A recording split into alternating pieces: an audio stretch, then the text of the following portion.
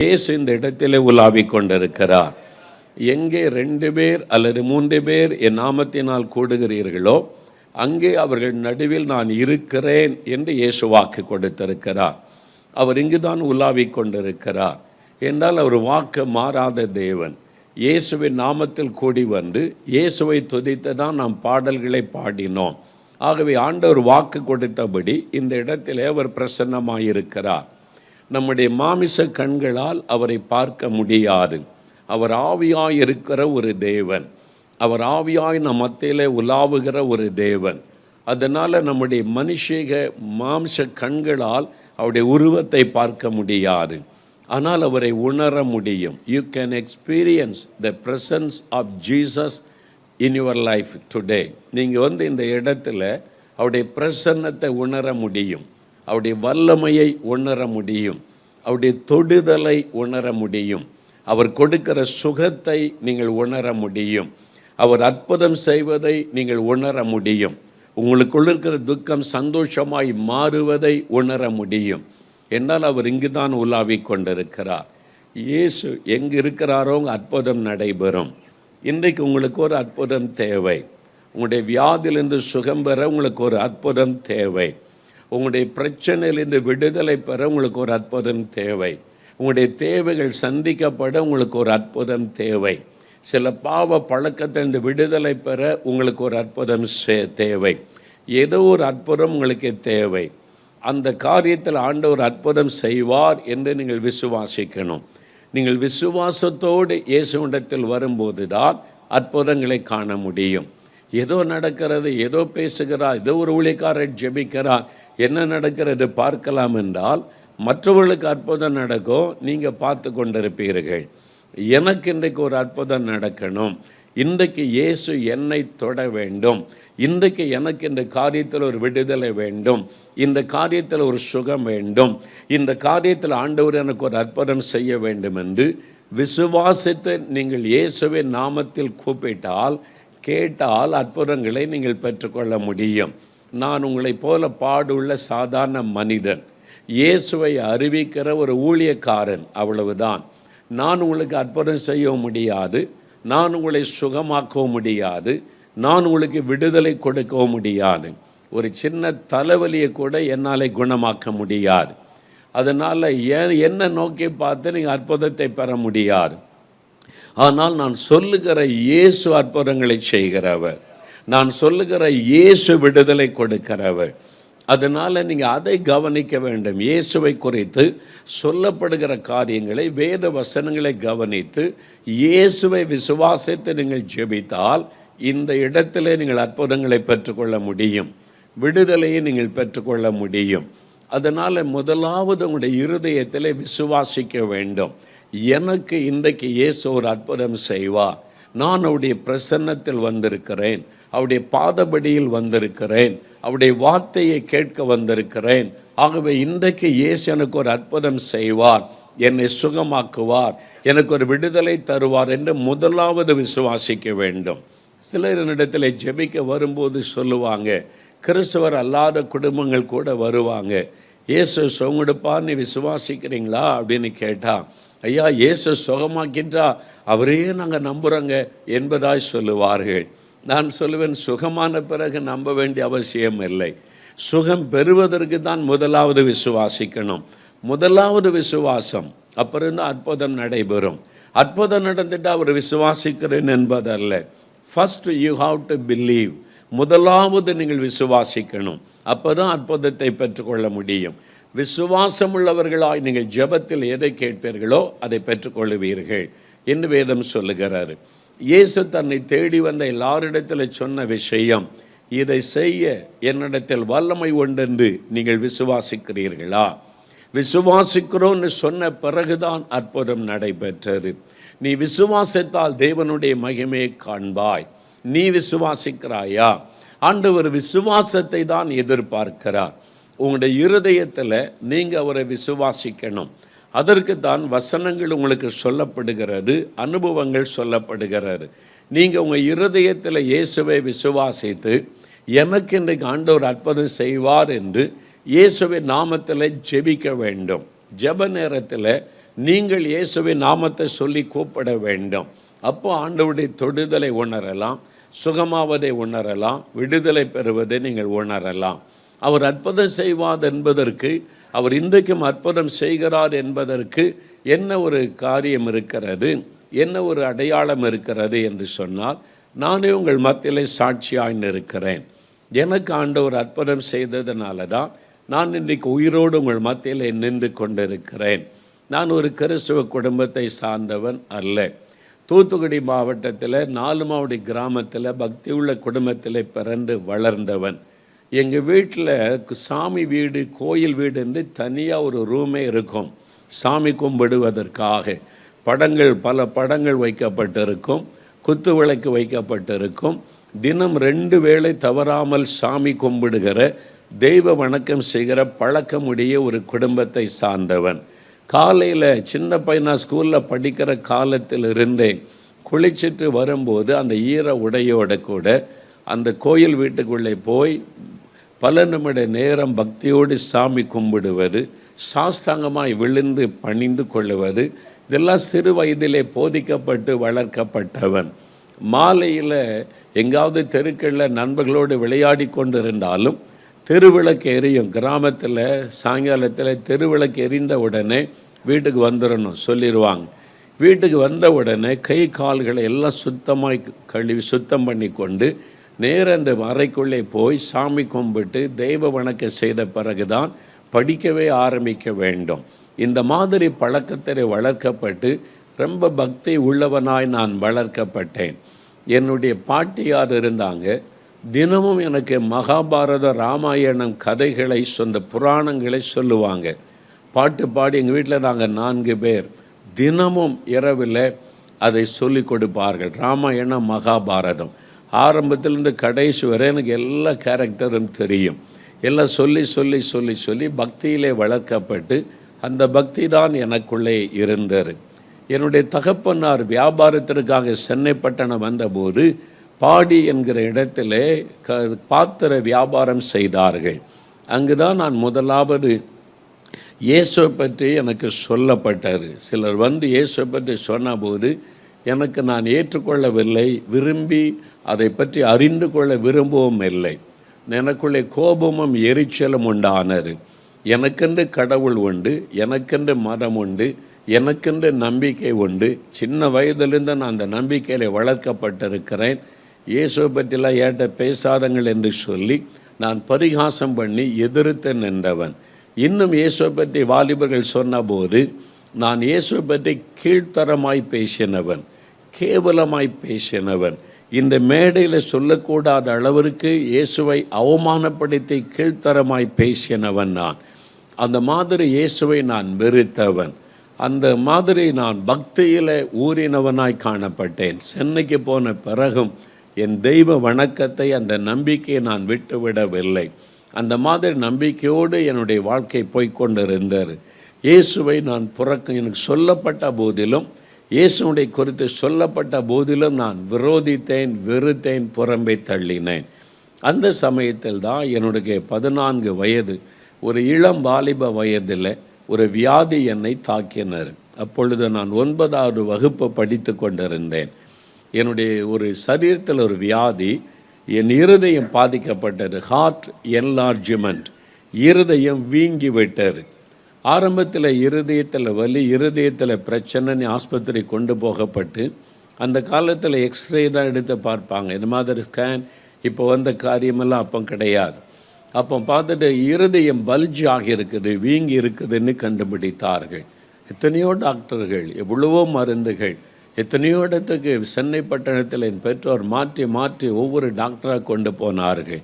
அப்போ அந்த சமயத்தில் அவங்க எல்லாம் சொல்லிட்டாங்க, கடைசியில் ஃபாரின்லேருந்து படிச்சுட்டு வந்திருக்கிற ஒரு டாக்டர் இருக்கிறார், அவர்கிட்ட கொண்டு போனால் சரியாயிருன்னு சொல்லி என் உறவினர் அயனாவரன்னு ஒரு இடம் இருக்குது சென்னையில், சொல்லி அனுப்பினார்கள். என் பெற்றோர் என்னை கொண்டு அதற்குள்ளாக நான் எலும்பும் தோலும் ஆகிவிட்டேன். என் இருதயம் முற்றிலும் பாதிக்கப்பட்டு கால் நடக்க முடியாது. வலது கால் செயலற்று விட்டார். கால் அசைக்க கூட முடியாது. என்னை காருக்குள்ளே தூக்கி கொண்டு தான் வைக்கணும், ஆஸ்பத்திரிக்குள்ளே தூக்கி கொண்டு தான் போகணும். வலது கால் கம்ப்ளீட்டாக செயலற்று விட்டது, எலும்பும் தோலும் ஆகிவிட்டேன், பேசக்கூட ஒரு பலனற்ற நிலைமை. ஃபைனலாக அந்த டாக்டர்கிட்ட கொண்டு போனாங்க. அவர் வெளிநாட்டில் படிச்சுட்டு, அந்த காலத்தில் 45 வருஷத்துக்கு முன்னால் வெளிநாட்டில் படிச்சுட்டு வர்றதுன்னா பெரிய ஒரு விஷயம் இல்லை. அப்போ அவர் என்னை கவனித்தார். 4-5 டாக்டர்கள் என்னை சூழ்ந்து என்னுடைய தலையிலேருந்து கால் வரைக்கும் எல்லாவற்றையும் பரிசோதனை பண்ணினாங்க பல மணி நேரம். அதன் பிறகு அவங்க கூடி உட்கார்ந்து டிஸ்கஸ் பண்ணி என் பெற்றோரை அழைத்து சொன்னார்கள், உங்களுடைய மகனுடைய இருதயம் கம்ப்ளீட்டாக டேமேஜ் ஆகிவிட்டது, இனிமேல் எங்கு கொண்டு போனாலும் உங்களுடைய மகனை காப்பாற்ற முடியாது, ஏன்னா ஹார்ட் கம்ப்ளீட்லி டேமேஜ், அதனால தான் இனி காப்பாற்ற வழி கிடையாது, மருத்துவத்தில் வழி கிடையாது, எந்த நேரத்திலும் மரணம் இருக்கலாம் அப்படின்னு சொல்லிட்டாங்க. சில நாட்கள் அல்லது சில வாரங்கள் தான் தாங்கும் என்பதாய் சொல்லி ஆறுதல் படுத்தி வீட்டில் கொண்டு போய் வைத்து கொள்ளுங்க, ஆறுதலுக்காக சில மாத்திரை தரோம், அதை வேணா போட்டுக்கொள்ளுங்கன்னு சொல்லி ஆறுதல் படுத்தி அனுப்பிட்டாங்க. அவ்வளோதான், கைவிடப்பட்ட நிலைமை. நான் வீட்டில் படுத்த படுக்கையில் இருக்கிறேன். எங்களுக்கு முன்னால் கடை, பின்னால் வீடு. அங்கே ஒரு காம்பவுண்டு வீடு, 6 வீடுகள் இருக்கிற இடத்துல என்னுடைய முதல் வீடு. நான் படுத்த படுக்கையில் இருக்கிறேன். என்னால் எழும்பி உட்கார முடியாது. யாராவது தூக்கி உட்கார வச்சாதான் உட்கார முடியும். நான் திரும்ப படுக்கணுமானா கூட யாராவது ஹெல்ப் பண்ணால் தான் படுக்க முடியும். ஏன்னா அப்படி இருதயம் பாதிக்கப்பட்டு விட்டார். என் சட்டை கலட்டினா இந்த இருதயம் பல்ஜாகி இருக்கிறதை பார்க்க முடியும். நான் ஆஸ்பத்திரிக்கு போனால் எல்லோரும் ஆச்சரியமாக பார்ப்பாங்க, இந்த பையனுக்கு என்னன்னு சொல்லி. அந்த மாதிரி நான் பாதிக்கப்பட்டு கால் அசைக்க முடியாது, மரணப்படுக்கை, பசி எடுக்கும், சாப்பிட முடியாது, தாகம் எடுக்கும், தண்ணி குடிக்க முடியாது. ரொம்ப ஒரு மரண போராட்டம், மூச்சு விட கஷ்டம், எந்த நேரத்திலும் இருதயம் நின்று விடலாம், கைவிடப்பட்ட நிலைமையில் மரணப்படுக்கை. இப்போது பல தெய்வ வணக்கம் நம்பி, பல தெய்வங்களை நம்பி வணங்கினவன். என் பெற்றோர் எல்லாத்துக்கும் பொருத்தனை செய்தாங்க. எல்லா கோயில்கள், எல்லா யார் யார் இந்த கோயில், அந்த கோயில், அந்த தெய்வம், இதுக்கெல்லாம் பொருத்தனை பண்ணுங்க, எல்லாத்துக்கும் பொருத்தனை பண்ணாங்க. வேளாங்கண்ணி கூட பொருத்தனை பண்ணாங்க. சில கிறிஸ்தவங்க பேசினதுனால எப்படியாவது என் பிள்ளை பிழைக்கட்டும், யார் மூலமாவது ஒரு சுகம் கிடைக்கட்டும்னு சொல்லி. ஆனால் ஒருத்தர் எனக்கு உதவி செய்யலை, எல்லாமே வீணாகி போனது. மரணம் என்னை நெருங்கி கொண்டிருந்தார். என் கூட படித்த ஸ்டூடெண்ட்ஸ் அப்பப்போ பார்த்துட்டு போவாங்க. சாக போகிற ஒரு ஆளை கடைசியாய் பார்க்க வருவதை போல கேள்விப்பட்ட உறவினர்கள் எல்லாம் பார்த்துட்டு போவாங்க. இனிமேல் எங்கே பிழைக்க போகிறான் அவ்வளோதான்னு சொல்லிட்டு போவார்கள். அந்த மாதிரி நம்பிக்கை இழந்த நிலைமை, இனி பிழைக்க முடியாதுங்கிற சூழ்நிலை, மரணப்படுக்கையிலே நான் படுத்திருக்கிறேன். மரணம் என்னை நெருங்கி கொண்டிருக்கிறது. எந்த நேரத்தில் மரணம் சம்பவிக்கலாம், இனி காப்பாற்ற வழி இல்லை. அந்த நேரத்தில் தான் இயேசு என்னை தேடி வந்தார். எங்கள் வீட்டுக்கு அவர் வந்தார். நாங்கள் இந்துக்கள், எங்களுக்கு இயேசுக்கு சம்பந்தம் இல்லை. எந்த சர்ச்சுக்கும் போனதில்லை, எந்த கிறிஸ்துவ கூட்டத்துக்கும் போனதில்லை. எங்கள் வீட்டில் பைபிளும் கிடையாது. நான் படித்த ஸ்கூலில் கிதியோன் மூலமாக புதிய ஏற்பாடு கொடுத்தாங்க. அது அட்டை நல்லா இருக்கன்னு அந்த புதிய ஏற்பாட்டை கிழித்து தூர போட்டு அட்டை மட்டும் நான் வைத்திருந்தேன். அப்படிப்பட்ட ஒரு ஆள் நான். அதனால் எங்கள் வீட்டில் பைபிளும் கிடையாது. ஆனால் அந்த வீட்டுக்குள்ளே இயேசு என்னை தேடி வந்தார். அதான் ரொம்ப ஆச்சரியம், கிரகிக்க முடியாத காரியம். இயேசுடைய அன்பு, இயேசுடைய மனதுருக்கம் மனிதர்களால் அதை விளங்கி கொள்ள முடியாது. Man cannot understand the love of Jesus. அவருடைய இரக்கமும் அன்பும் மனிதனுடைய சிந்தைக்கெல்லாம் அப்பாற்பட்டது. பாருங்கள், நான் மரணப்படுக்கையில் படுத்திருக்கிறேன். நாங்கள் யாரும் இயேசுவை தேடி போகலை. எங்கேயாவது சுகம் கிடைக்குமா, அந்த கூட்டத்துக்கு கூட்டு போகலாமா, அப்படியும் இல்லை. எங்களுக்கு அப்போ யாரையும் கிறிஸ்தவங்க அதிக பழக்கெல்லாம் கிடையாது. அப்போ அந்த சமயத்தில் நான் மரணப்படுக்கையில் படுத்திருக்கும்போது ஒரு கிறிஸ்தவ நண்பர் பாடியில் லூகாஸ் டிவிஎஸ் கம்பெனி வரிசையாக இருக்குது. Lucas TVS, brakes India, wheels India, அப்படி சுந்தரம் கிளேட்டன்னு வரிசையாக கம்பெனி இருக்கும். அதில் ஒரு வேலை செய்கிற ஒரு சகோதரர் சாமுவேல் என்பது அவங்களுடைய பெயர். அப்போ அவங்களுக்கு திருமணமாகல ஒரு வாலிபன். அவங்க ஒரு கிறிஸ்தவர். அவங்க எங்களுடைய வியாபாரத்தில் எங்கள் பழகினவர்கள். எங்கள் அப்பா கடைக்கு வரும்போது அவளுக்கு திருநெல்வேலி, நாங்களும் திருநெல்வேலின்றதுனால எங்கள் அப்பா கூட பேசி சும்மா ஃப்ரெண்ட்ஷிப்பாக பழகினவர்கள். நான் வியாதிப்பட்டிருப்பதை கேள்விப்பட்டு என்னை பார்க்க வீட்டுக்கு வந்தார்கள். மகனுக்கு சுகமில்லையாமே பார்த்துட்டு போக வந்தேன் என்று. எனக்கு நல்ல ஞாபகம் இருக்குது. என்னுடைய தாயார் அந்த வாசற்படியில் உட்கார்ந்து அழுது கொண்டு இருந்தாங்க. ஏன்னா எந்த நேரத்தில் மரணம் சம்பவிக்கலாம். எங்கள் வீடு ஒரு மரண வீடு போல இருந்தது. சந்தோஷமே இல்லை. சில மாதங்களாக 4-5 மாதங்கள் கடந்து விட்டது. வீட்டில் சந்தோஷம் இல்லை, சிரிப்பு இல்லை, ஒரு மகிழ்ச்சி இல்லை. மரண வீடு போல் மாறிவிட்டார். எந்த நேரத்தில் மரணம் சம்பவிக்கலாம். யோசித்து பாருங்கள், இப்படிப்பட்ட ஒரு பரிதாபமான நிலைமையில் என் குடும்பம் தத்தளித்து கொண்டிருந்தார். அப்படிப்பட்ட ஒரு வேதனையில் இருந்த சமயம் அந்த சாமுவேல்ன்ற சகோதரன் வீட்டுக்கு வந்தார். இயேசு அவரை அனுப்பினார். அவர் எங்கள் வீட்டுக்கு வந்தபோது என்னுடைய தாயார் அவரை பார்த்த உடனே சொன்னார்கள், என் மகனை எல்லாரும் கைவிட்டுட்டாங்க, என் மகன் சாக கிடக்கிறான். இயேசு கிறிஸ்துக்கிட்ட என் மகனுக்காக நீ ஜெபம் பண்ணுவாயான்னு கேட்டார்கள். என் தாயார் கண்ணீரோடு கேட்ட அந்த வார்த்தையை பார்த்த உடனே அந்த சகோதரர் நான் ஜெபிக்கிறேன்னு சொன்னார். சர்ச்சை கூட்டு வாங்க, அந்த கூட்டத்தை கூட்டு வாங்க, அங்கே கொண்டு வாங்க, ஒன்றுமே அவர் சொல்லவில்லை. நான் ஜெபிக்கிறேன் உங்கள் மகனை, நீ ஜெபம் பண்ணுவியான்னு எங்கள் அம்மா கேட்டாங்க. எங்கே கொண்டு போகணும் அதெல்லாம் கேட்கல. நீ ஜெபம் பண்ணுவியா இயேசுக்கிட்ட, என் மகனுக்காக நான் ஜெபிக்கிறேன் என்று சொல்லி அவர் ரட்சிக்கப்பட்டு பரிசுத்தாவினால் நிரப்பப்பட்டு ஆவில நிரம்பி அந்நிய பாஷையில் ஜெபிக்கிற பழக்கம் உள்ளவர்கள். எனக்கு அதெல்லாம் அப்போ தெரியாது எங்களுக்கெல்லாம். அதுக்கு பிறகு தான் அதை கேட்டு அறிந்து கொண்டேன். கிறிஸ்தவர் அவ்வளவுதான் தெரியும். அவர் முழு நேர ஊழியர் அல்ல, பாஸ்டர் அல்ல, ஒரு ஃபேக்ட்ரியில் வேலை செய்து கொண்டிருக்கிறவர்கள். இப்பவும் உயிரோடு இருக்கிறாங்க. பாடியில் அவங்க இருக்கிறாங்க, மனைவி பிள்ளைகளோடு இருக்கிறாங்க. அந்த காலத்தில் வாலிபனாக இருந்தார்கள். என்னுடைய தாயார் கேட்ட உடனே ஜெபிக்க என் படுக்கை பக்கத்தில் முழங்கால் படியிட்டார்கள். நான் அப்படியே படுத்த படுக்கையில் இருக்கிறேன். என்னால் எலும்பிலாம் உட்கார முடியாது. இந்த சகோதரர் என் பக்கத்தில் முழங்கால் படியிட்டு அப்படி ஜெபிக்கிறாங்க. என் தாயார் முழங்கால் படிட்டு இருக்கிறாங்க. என்னுடைய தகப்பனார் எனக்கு 3 சகோதரர்கள். அவங்கெல்லாம் இவர் முழங்கால் படியிட்டனால முழங்கால் படியிட்டு நிற்கிறாங்க. அவ்வளோதான். அவங்களுக்கு ஜெபெல்லாம் தெரியாது. இவங்க என்ன ஜெபம் பண்ணுவாங்க அதெல்லாம் தெரியும். கண்ணை மூடி நிற்கிறாங்க பயபக்தியாக. என் தாயார் மாத்திரம் இயேசுவே அப்படின்னு அந்த நாமத்தை சொன்னார்கள். இயேசுவின் பெயரை சொல்லி கூப்பிட்டார்கள். கண்ணீர் விட்டு அழுது, இயேசுவே என் மகனுக்கு இறங்கும், இயேசு இயேசு அந்த பெயரை சொல்லி அழுது கூப்பிட்டார்கள். அந்த சகோதரர் கரமயத்தை ஜெபி, அவர் என் மேலே கை வைக்கலை.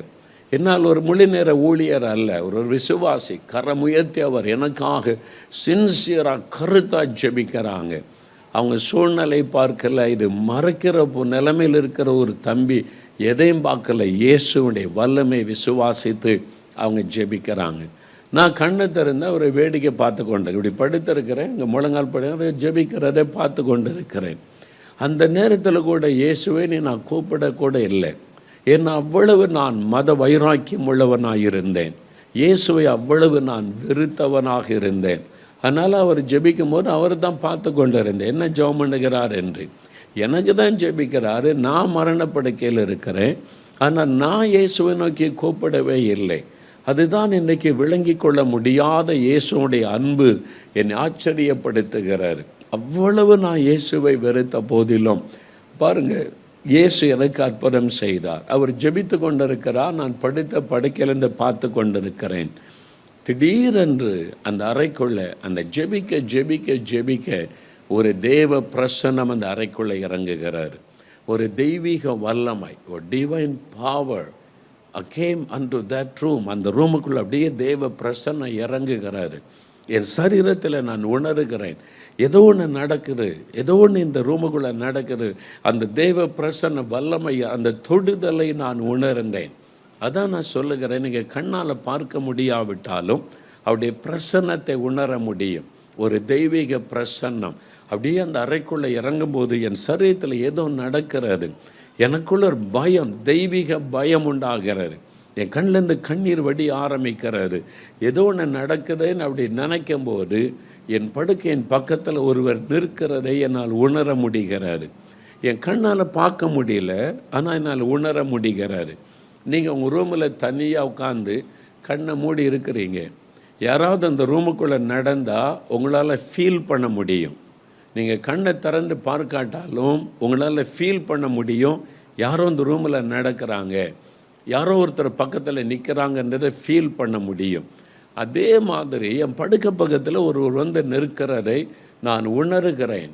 somebody is near my bed, யாரோ என் படுக்க பக்கத்தில் நிற்கிறாங்க, அது எனக்கு நல்லா உணர முடிகிறது. அந்த சகோதரர் இயேசுவே தொடும் அப்படின்னு ஜெபிக்கிறார். இயேசுவே தொடும், இயேசுவே தொடும் அப்படின்னு ஜெபிக்கும்போது ஒரு கரம் என்னை தொடுகிறார். நான் இப்படி படுத்திருக்கிறேன், எங்கள் பக்கத்தில் ஒருவர் நிற்கிறார், அதை நான் உணர்கிறேன். அவர் தொடுன்னு ஜெபிக்கும் போது ஒரு கரம், ஒரு மனுஷன் தொட்டா எப்படி இருக்குமோ, என்னுடைய வலது கை தோள் பகுதியில் அந்த கை தொடுகிறாரு. ஒரு கை என்னை தொடுகிறதை பார்த்தா தெரியல, ஒரு கை கண்ணால் பார்க்க முடியல, ஆனால் தொடுதலை உணர முடிகிறாரு. அதான் ஆவியாக இருக்கிற ஆண்டவர் அவருடைய கையினால் தொடுவதை நாம் உணர முடியும். அவருடைய தொடுதலை உணர்ந்தவன். இந்த தோள் பகுதியில் இந்த கை தொட்டதை நான் உணர்ந்தேன். உடனே என்னுடைய வலது காலில் ஒரு மின்சாரத்தை போல ஒரு வல்லமை, கரண்ட் ஷாக் அடிச்சு அப்படி இருக்கும், அந்த மாதிரி ஒரு வல்லமை என் காலில் அப்படியே பாய்ந்து போகிறாரு. ஏன்னா வலது கால் தான் செயலற்று கிடக்கிறாரு, அசைக்க முடியாது, எழுப்பி உட்கார முடியாது. அந்த தொட்ட உடனே அந்த காலுக்குள் ஆண்டவுடைய வல்லமை ஒரு செகண்ட் அப்படி பாய்ந்ததை நான் உணர்ந்தேன். அடுத்த நிமிஷம் என் கால் செயல்பட ஆரம்பித்து விட்டார். என் காலுக்குள்ள ஒரு மாற்றம் வந்துவிட்டதை நான் உணர முடிந்தது. இதெல்லாம் பாருங்கள், அவருடைய தொடுதலை உணர்கிறேன், அவருடைய வல்லமை சரீரத்தில் பாய்வதை உணர்கிறேன், நான் சுகம் பெற்றதை உணர்கிறேன். உடனே நான் எழும்பி உட்கார்ந்து விட்டேன். அவர் இன்னும் ஜெபம் பண்ணிக்கிட்டே இருக்கிறார், ஜெபம் பண்ணி முடிக்கலை. அதுக்குள்ளே நான் எழும்பி படுக்கையில் உட்கார்ந்துட்டேன். என்னால் எழும்ப முடியாது, என்னால் தானாக எழும்பி உட்கார முடியாது. இயேசுடைய ஒரே ஒரு தொடுதல் என் சரீரத்தில் ஒரு மாற்றத்தை கொண்டு வந்ததை உணர்ந்தேன். எழும்பி உட்கார்ந்துட்டேன். என்னால் தெளிவாக உணர முடிந்தது, ஒருவர் என்னை தொட்டு விட்டார், என் சரீரத்தில் ஒரு மாற்றம் உண்டாகிவிட்டது. கண்ணில் கண்ணீராய் வடிகிறாரு. நான் எழும்பி உட்கார்ந்துட்டேன். அவங்க இன்னும் கொஞ்சம் நேரம் ஜெபம் பண்ணி முடித்து கண்ணை திறக்கும் போது நான் படுக்கையில் எழும்பி உட்கார்ந்துருக்கிறேன். என் குடும்பத்தாரெலாம் பார்க்குறாங்க. அவர் ஒன்றுமே சொல்லலை, ஜெபம் பண்ணி முடிச்சிட்டார், அவ்வளோதான். நான் தொட்ட ஆண்டவருடைய தொடுதலை உணர்ந்தேன், சரீரத்தில் மாற்றத்தை உணர்ந்தேன். ஏன்னா நான் கிட்டத்தட்ட 4-5 மாதம் படுக்கையில் அந்த வியாதியில் கஷ்டப்பட்டு எலும்பும் தோலும் ஆகிட்டேன். சரீரம் பலவீனமாக இருக்கிறாரு. என் கையை ஊன்றி நான் எழும்பி நிற்கிறேன், என்னால் நிற்க முடிந்தது.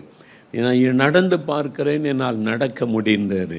இயேசுடைய ஒரு தொடுதல் நொண்டியாய் கிடந்த என் காலை செயல்பட வைத்தது, ஒரு புதிய காலாய் மாற்றிவிட்டார்.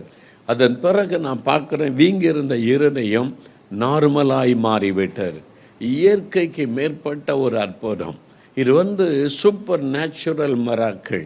அதாவது இருதயம் பல்ஜாக இருக்குது, நார்மலாயிற்று. இருதயம் நார்மலாய் மாறிவிட்டார். செயலற்றுக்கு போன கால் செயல்பட ஆரம்பித்து விட்டார். இப்போ நான் நடக்கிறேன், குடும்பத்தார் பார்க்குறாங்க, அவங்களுக்கு ஆச்சரியம். இயேசு என்னை குணமாக்கி விட்டதை உணர்கிறேன். அப்போ தான் நான் முதல் விசுவாசித்தேன், Jesus Christ is the only living God. இயேசு ஒருவர் தான் மெய்யான ஜீவனுள்ள தேவன்.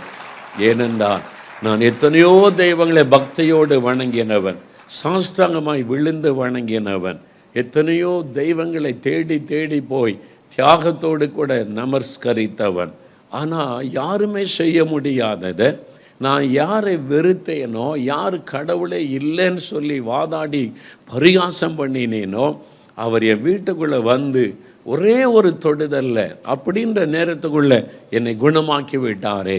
இந்த மாதிரி இந்த உலகத்தில் வேறு எந்த தெய்வம் என்று இருக்கிறது? வேறு யார் இந்த மாதிரி ஒரு அற்புதத்தை செய்திருக்கிறார்கள்? நான் கேள்விப்பட்டது இல்லை. புராணங்களில் அது நடந்தது இது நடந்தது என்று கதைகளால் சொல்லி கேள்விப்பட்டேனே ஒழிய, என்னுடைய வாழ்க்கையில் இது மாதிரி இயற்கைக்கு மேற்பட்ட ஒரு காரியம் நடந்தது என்று ஒருவரும் சொல்லி கேள்விப்பட்டதில்லை. ஆனால் இப்போ இயேசு எனக்கு செய்து விட்டார், நான் அதை அனுபவித்திருக்கிறேன். பாருங்கள், இத்தனை வருஷம் என் 14 வயசில் அற்புதம் நடந்தார். இன்றைக்கு 50 வருடம் கடந்து விட்டது. இந்த இருதயம் நேர்த்தியாய் ஓடிக்கொண்டிருக்கிறாரு. இதில் ஒரு பிரச்சனை, இயேசுடைய ஒரு தொடுதல் ஒரு புது இருதயத்தை எனக்கு கொடுத்து விட்டார். இன்றைக்கு வரைக்கும் ஒரு பிரச்சனையில் இந்த இருதயத்தில் எல்லாம் 100% பெர்ஃபெக்டாக ஓடுகிறார். இயேசுடைய ஒரே ஒரு டச், அவ்வளோதான். டாக்டர் சொன்னது இந்த இருதயம் முற்றிலும் பாதிக்கப்பட்டு போய்விட்டது, இனி அவ்வளவுதான் என்று. ஆனால் இயேசுடைய ஒரு தொடுதல் புது இருதயத்தை எனக்கு தந்து விட்டது. வலது காலுக்கும் இடது காலுக்கு சின்ன ஒரு வித்தியாசம் கூட இல்லாதபடி இயேசு என்னை குணமாக்கி விட்டார். அதன் பிறகு அந்த வியாதிக்காக எந்த டாக்டரிடத்தில் என் பெற்றோர் என்னை கொண்டு போகவில்லை. இயேசு கிறிஸ்து கொடுத்த சுகம். அவர் இன்றைக்கும் அற்புதம் செய்கிறார் என்பதற்கு நான் சாட்சியாயிருக்கிறேன். எனக்கு அவர் செய்திருக்கிறார். ஆகவே தான் நான் சொல்லுகிறேன், உங்களுக்கும் அவர் செய்வார். அவரை நம்பாத என்னை தேடி எங்கள் வீட்டுக்குள்ளே வந்து எனக்கு அற்புதம் செய்தாரே. இவங்கெல்லாம் இந்துக்கள், அங்கே படம் குத்து விளக்கெல்லாம் வச்சுருக்கிறாங்க. இந்த வீட்டுக்குள்ளே நான் வரமாட்டேன்னு இந்த இயேசு வெளியிலே நிற்கவில்லை. அந்த வீட்டுக்குள்ளே இயேசு வந்தார். எங்கே படங்களும் குத்து விளக்கம் வைக்கப்பட்டிருந்ததோ அதே வீட்டுக்குள்ளே இயேசு வந்து என்னை தொட்டு குணமாக்கி, நான் தானப்பா மெய்யான தேவன் என்பதை எனக்கு விளங்க பண்ணினார். அதே இயேசு இந்த இடத்திலே உலாவிக் கொண்டிருக்கிறார். நீங்கள் யாராகவும் இருக்கலாம், எந்த மதத்தை சார்ந்தவளாகவும் இருக்கலாம், ஆனால் இயேசு உங்களை நேசிக்கிறார். இயேசுவை நீங்கள் நம்பாதவர்களாக கூட இருக்கலாம். இயேசு உங்களை நேசித்து தான் இந்த இடத்துக்குள்ளே கொண்டு வந்திருக்கிறார். இயேசு உங்கள் மேலே அன்பு வைத்து தான் இந்த காரியங்களை நீங்கள் பார்க்கும்படி செய்திருக்கிறார். ஏன் தெரியுமா? உங்களுக்கு இன்றைக்கு ஒரு அற்புதம் தேவை. இன்றைக்கு உங்களுக்கு ஒரு விடுதலை தேவை. இன்றைக்கு உங்களுக்கு ஒரு சுகம் தேவை. அதற்காக ஆண்டவர் இந்த நிகழ்ச்சி மூலமாக உங்களோடு ஆண்டவர் பேசி கொண்டிருக்கிறார். இந்த பந்தில் இந்த டெண்டுக்குள்ளே கர்த்தர் அழைத்து வந்திருக்கிறார். ஆண்டவர் உங்களுக்கு ஒரு அற்புதம் செய்ய போகிறார். விசுவாசியுங்கள், விசுவாசியுங்கள். ஒருவேளை நினைக்கலாம், இது என்னைக்கோ நடந்த ஒரு அற்புதம், அப்படி நடந்திருக்கலாம் என்று சொல்லி. இந்த ஏப்ரல் மாதம் ஈஸ்டர் பண்டிகை அன்றைக்கு இலங்கையில் கிளிநொச்சியில் ஒரு கூட்டம் நடைபெற்றது. நான் கடைசி நாள் இந்த ஈஸ்டர் அன்றைக்கு தான் போக முடிந்தது. மைதானத்தில் இந்த கூட்டம் நடைபெறும். கிளிநொச்சியில் மைதானத்தில் ஓப்பன் கிரவுண்டில் கூட்டம் நடைபெறுகிறார். அவர் ஜான் பாலகுமார் என்கிற தேவ மனிதர் கூட்டத்தை ஒழுங்கு பண்ணி இருந்தார். ஜனங்கள் கடைசி நாள் கூட்டம் திரளாய் வந்திருந்தார்கள். அதில் இயேசு உயிரோடு இருக்கிறார், அவர் உயிர்த்தெழுந்த நாள் அது. அதை பற்றி பிரசங்கம் பண்ணி ஜெபம் பண்ணின போது ஆண்டவர் அநேகரை தொட்டார். அசுத்த ஆவிகள் அலறி ஓடினர், கட்டுகள் அறுக்கப்பட்டது, நிறைய பேர் சுகம் பெற்றார்கள். அப்பொழுது விடுதலை சுகம் பெற்றவங்க மேடையில் வந்து சாட்சி கொடுக்கலாம் என்று அழைப்பு கொடுக்கப்பட்டது. ஏன் அழைக்கிறோம் என்றால், ஊழியர்களை பெருமைப்படுத்த அல்ல, இயேசுவை நீங்கள் மகிமைப்படுத்தணும், அதை விரும்புகிறார். நிறைய பேர் சுகம் விடுதலை பெற்றுவிட்டு அதை வெளியே சொல்ல வெட்கப்படுகிறேன் என்று சொல்லி அப்படியே போய் விடுவார்கள். அதனால் பெற்றுக்கொண்ட ஆசீர்வாதத்தை இழந்து போனவர்கள் உண்டு, பெற்றுக்கொண்ட சுகத்தை இழந்து போனவர்கள் உண்டு. அந்த ஆண்டவரை மகிமைப்படுத்தி விட்டால் அவர் கொடுத்த ஆசீர்வாதம் சுகம் நிலைத்து நிற்கும். என்னால் இயேசுவை மகிமைப்படுத்துவதைத்தான் அவர் விரும்புகிறார். இன்றைக்கு உங்களை தொடப்போகிறார், உங்களுக்கு அற்புதம் நடக்க போகிறது, விடுதலை பெறுவீர்கள். நீங்கள் வந்து தைரியமாக இயேசு எனக்கு இதை செய்தார்னு சொல்லணும், அவ்வளோதான். அவரை மகிமைப்படுத்துவதை விரும்புகிறார். நான் அழைப்பு கொடுத்த போது சிலர் வந்து சாட்சி சொன்னாங்க. அதில் ஒரு சாட்சி என்னால் மறக்க முடியாதது. ஒரு வாலிபன் வந்தான். அவனுக்கு ஒரு 20-21 வயது இருக்கும், இளம் வாலிபன். அந்த கிளிநொச்சியில் மேடையில் இந்த வாலிபன் ஏறி வந்தான். அவன் வந்து சொன்னான், நான் கிறிஸ்தவன் அல்ல. அதான் முதல்வாது, நான் கிறிஸ்தவன் அல்ல, இயேசுவை பரிகாசம் பண்ணுகிறவன். அதையும் சொன்ன, இயேசுவை நம்பாதவன், கிறிஸ்தவர்களை பரிகாசம் பண்ணுகிறவன், கிறிஸ்தவர்களை எதிர்க்கிறவன். இந்த மைதானத்தில் கூட்டம் நடந்தபோது இதெல்லாம் நான் விரும்பலை, எதிர்த்தேன். ஆனால் பெரிய கூட்டத்தை பார்த்த உடனே என்னதான் நடக்குது, இவ்வளோ பேர் வந்திருக்கிறாங்களேன்னு நான் கூட்டத்தில் வந்து நின்று கொண்டிருந்தேன். இங்கே கொடுக்கப்பட்ட அந்த வார்த்தைகளை கவனமாய் கேட்டேன். இதெல்லாம் உண்மையா, இவர் சொல்கிறதெல்லாம் என் ஆச்சரியமாய் கேட்டு கொண்டிருந்தேன். கடைசியில் ஜெபம் பண்ணுங்க இயேசுவை நோக்கின போது நான் பார்த்தேன், எல்லாரும் ஜெபிக்கிறாங்க, இயேசுவை சுகந்தாரும் விடுதலை தாரும் ஜெபிக்கிறாங்க. அதை பார்த்த உடனே நானும் ஜெபிக்கணும்னு ஒரு எண்ணம் வந்தது. என்ன காரியம் என்று சொன்னபோது அந்த வாலிபன் மேடையில் சொன்னான், அந்த எனக்கு ஒரு கண் தெரியாது, பிறக்கும் போதே ஒரு கண்ணில் தான் பார்வை, பிறவியிலிருந்தே ஒரு கண்ணில் பார்வை கிடையாது, ஒரு கண்ணில் தான் பார்வை. அந்த பிறவி குருடு, இது ஒன்றும் செய்ய முடியாதுன்னு டாக்டர் சொல்லினால ஒரு கண்ணில் நான் வாழ்ந்து கொண்டிருந்தேன். இன்னொன்று இயேசு அற்புதம் செய்கிறாங்கன்னு சொல்கிறாங்களே, அப்போ இந்த கண் எனக்கு பிறவிலேருந்தே தெரியாது, குருடர்களுக்கு இயேசு பார்வை கொடுக்கிறது உண்மைன்னா என் கண்ணில் பார்வை கொடுக்க முடியுமேன்னு சொல்லி அந்த ஊழியர் இவர் மேடையில் என்ன அவருக்கு முன்ன பின்னே தெரியாது. அந்த தம்பி இல்லை தான் ஃபஸ்ட் டைம் பார்க்குறாரு. அப்போ இந்தியாவிலேருந்து வந்திருக்கிற ஊழியக்காரர் என்று அவர் சொல்கிறாரு, நீ பார்வை இல்லாத கண்ணில் கை வைத்து நான் இயேசுவை நோக்கி அப்போ தான் ஃபஸ்ட்டு டைமாக இயேசுவே எனக்கு கண் பார்வை தாங்களே அப்படின்னு ஜெபம் பண்ணாராம். இவன் எப்பண்டா என்னை கூப்பிடுவான்னு கர்த்தர் பார்த்து கொண்டே இருந்தார். இயேசுன்ற நாமத்தை சொன்ன உடனே ஆண்டவருடைய கரம் தொட்டார். அவன் சொன்னான், என் கண் திறக்கப்பட்டு விட்டார். பிறவிலேயே ஒரு கண் எனக்கு தெரியாது, இப்போ நான் தெளிவாக பார்க்குறேன். என்னால் நம்ப முடியல. இப்படிலாம் அற்புதம் செய்வாரா இயேசு கிறிஸ்து, இப்படிலாம் அற்புதம் செய்கிறவரா இயேசுன்னு சொல்லி மேடையில் எல்லாம் பதிவு செய்யப்பட்டு இருக்கிறாரு. நான் சும்மா கதை சொல்லலை, எல்லாம் நாங்கள் பதிவு செய்திருக்கிறோம். அந்த சாட்சி எல்லாம் என்கிட்ட வீடியோவில் இருக்கிறாரு. அவன் ஆச்சரியமாக சொன்னான் எல்லாருக்கும் மத்தியில், இந்த மாதிரி இயேசுனுக்கு கண் பார்வை எப்படி நடந்தது அந்த அற்புதம். நான் மேலே கை வைக்கவும் இல்லை, அவனுக்கு அந்த பிரத்யேகமாக ஜெபிக்கவும் இல்லை. இயேசுவை நோக்கி கூப்பிடுன்னு சொல்லி கொடுத்தேன், அவ்வளவுதான். அவன் கையை வைத்து ஜெபித்தான், இயேசுவை என்னை குணமாக்கும் என்று. அற்புதத்தை பெறுகிற வழி நீங்கள் ஊழியக்காரனை பார்த்து கொண்டு இருக்க வரைக்கும் அற்புதம் நடக்காது. இந்த மோகலாசை ஏதாவது நமக்கு செய்வான்னு பார்த்துக்கிட்டு இருந்தால் ஒரு அற்புதத்தை நீங்கள் பெற முடியாது. இயேசுவின் பக்கமாக உங்களுடைய இருதயம் திரும்பணும்.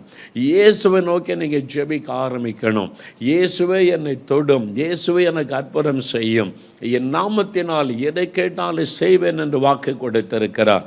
அப்படி நீங்கள் கேட்டால் ஆண்டவர் அற்புதம் செய்வார்.